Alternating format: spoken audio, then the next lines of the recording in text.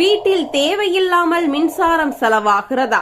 இந்த 7 தவறுகளை தவிர்த்தாலே ஆயிரக்கணக்கில் மிச்சப்படுத்தலாம். மாதம் மாதம் மின்கட்டணம் அதிகமாக வருகிறதா? வீட்டில் பெரிய அளவில் மின் சாதனங்களை பயன்படுத்தவில்லை என்றாலும் மின்கட்டணம் மட்டும் குறையவில்லையே என்று பலரும் நினைப்பார்கள். ஆனால் நாம் தினமும் கவனிக்காமல் செய்யும் சில சிறிய தவறுகளை தேவையில்லாமல் மின்சாரத்தை செலவழிக்க காரணமாக இருக்கலாம். அந்த 7 தவறுகள் என்ன என்பதை பார்க்கலாம். முதல் தவறு, பயன்படுத்தாத மின் சாதனங்களை மின்சார இணைப்பிலேயே வைத்திருப்பது. தொலைக்காட்சி, செட்டாப் பாக்ஸ், கணினி, மடிக்கணினி சார்ஜர் போன்றவற்றை அணைத்த பிறகும் சுவிட்சை அணைக்காமல் விட்டால் அவை சிறிய அளவில் தொடர்ந்து மின்சாரத்தை பயன்படுத்தக்கூடும். எனவே பயன்படுத்தாத நேரங்களில் சுவிட்சை அணைப்பது நல்லது. இரண்டாவது தவறு, குளிர்சாதன பெட்டியின் கதவை அடிக்கடி திறப்பது. என்ன எடுக்க வேண்டும் என்று முடிவு செய்யாமல் நீண்ட நேரம் கதவை திறந்து வைத்தால் உள்ளே இருக்கும் குளிர் வெளியேறிவிடும். மீண்டும் தேவையான குளிர்நிலையை உருவாக்க குளிர்சாதன பெட்டி கூடுதல் நேரம் இயங்க வேண்டியிருக்கும். இதனால் மின்சார பயன்பாடும் அதிகரிக்கலாம். மூன்றாவது தவறு, குளிர்சாதன பெட்டியை சுவருடன்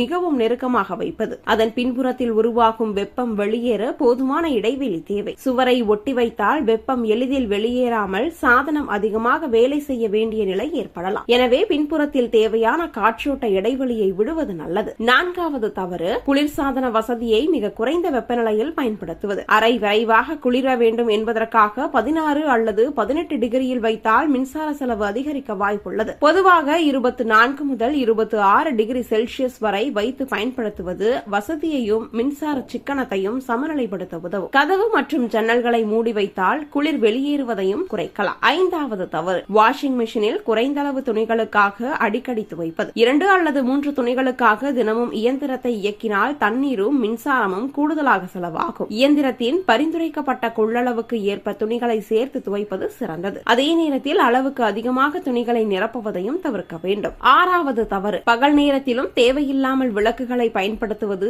ஜன்னல் மற்றும் கதவுகள் வழியாக இயற்கை வெளிச்சம் கிடைக்கும் போது திரை சீலைகளை திறந்து அந்த வெளிச்சத்தை பயன்படுத்தலாம். பழைய மின் விளக்குகளுக்கு பதிலாக LED விளக்குகளை பயன்படுத்துவதும் மின்சாரம் பயன்பாட்டை குறைக்க உதவும். ஏழாவது தவறு, ஏசி, மின்விசிறி மற்றும் பிற மின் சாதனங்களை முறையாக பராமரிக்காமல் இருப்பது. ஏசியின் வடிகட்டில் தூசி படிந்திருந்தால் அறையை குளிர்விக்க அதிக நேரம் எடுத்துக் கொள்ளலாம். மின்விசிறியில் அதிக தூசி இருந்தாலும் அதில் செயல்திறன் பாதிக்கப்படலாம். எனவே மின் சாதனங்களை அவ்வப்போது சுத்தம் செய்து தேவையான பராமரிப்புகளை மேற்கொள்வது முக்கியம்.